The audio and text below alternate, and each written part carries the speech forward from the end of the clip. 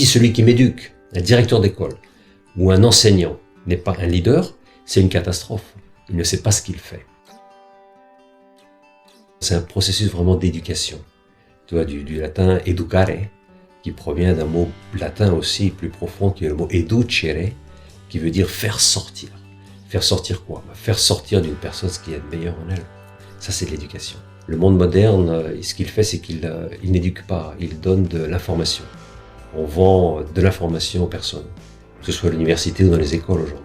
Tout mon système de leadership, il consiste à rappeler, surtout aux éducateurs, que le rôle fondamental de leur vie, c'est d'éduquer, c'est pas de vendre de l'information aux personnes. Et j'ai créé cet institut de leadership vertueux, qui maintenant fonctionne dans pas mal de pays du monde, surtout en Russie, aux États-Unis, en Afrique et en Chine. J'enseigne beaucoup aux hommes d'affaires, j'enseigne aux militaires. Dans quelques jours, j'aurai ce premier séminaire pour des directeurs d'établissement, pour des éducateurs, pour des professeurs d'école. Donc tu vois, le leadership, c'est pas quelque chose de réservé à une élite.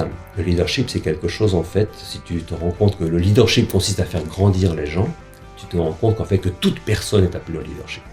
Mais les personnes qui sont des éducateurs, qui sont des directeurs d'établissement, pour eux, c'est une question de vie ou de mort. C'est pas une possibilité.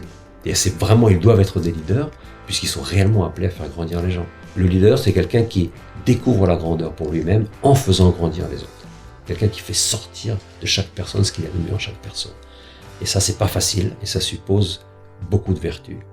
Les gens sortent des séminaires avec 2 ou 3 idées en tête. Ils savent que ce sont des idées pour toute leur existence. Et le leadership, il est fondé fondamentalement sur le caractère de la personne. Le caractère, les vertus qui composent le caractère d'une personne, c'est ce qui crée la confiance. Les personnes te font confiance parce qu'elles voient en toi que tu es une personne de caractère, une personne qui est capable de prendre des bonnes décisions. Pour ça, je les aide à se connaître eux-mêmes, à connaître un peu la culture d'où ils viennent. Et ensuite, tu les aides à découvrir quelle mission pourrait être la mission de leur existence, qui peut donner une direction et un sens à tout ce qu'ils font.